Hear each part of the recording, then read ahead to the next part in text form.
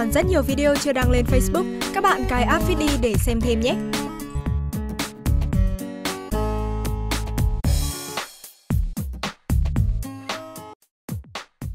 Xin chào các bạn, hôm nay mình sẽ chia sẻ cho các bạn món nuôi chiên tỏi ớt, hay còn gọi là salad nuôi chiên. Với cái món nuôi chiên này mà nhâm nhi trong những ngày giao mùa ấy thì quả là tuyệt các bạn ạ.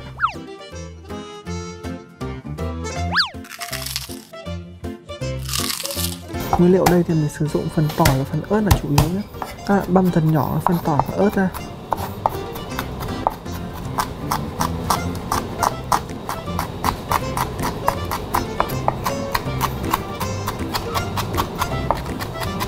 Bây giờ mình sẽ tiến hành chiên cái phần nuôi của mình nhé. Sau khi dầu đã sôi nóng rồi thì bắt đầu mình bỏ nuôi vào để chiên. Các bạn lưu ý là nuôi này chiên nó khá là nhanh chín ấy. Khi mà nuôi nó bắt đầu đổi màu thì mình vớt ra để ráo dầu ấy.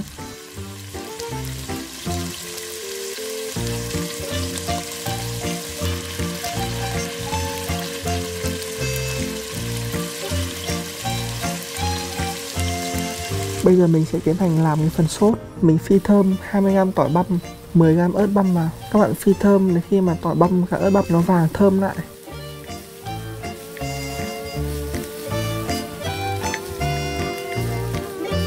Bắt đầu mình cho thêm 1 thìa canh đường, 1 thìa canh nước mắm, 1 thìa canh sa tế. Các bạn đảo đều nhé. Xong bắt đầu mình đổ cái phần nuôi đã chiên vào để xóc cho đều lên.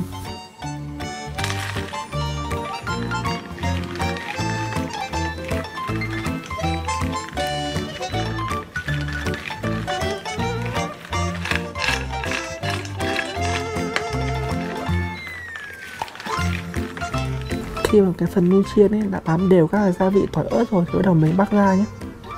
Thành phần của mình đi các bạn nhé.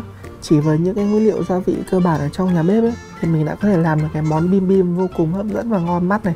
Ăn một miếng cảm tưởng như nó có vị giòn tan ở trong miệng ấy, mùi thơm của tỏi, cay cay của ớt và cùng một chút ngọt và đậm đậm của nước mắm và đường nữa. Hy vọng qua sự chia sẻ của mình thì các bạn có thể làm thành công cái món này nhé.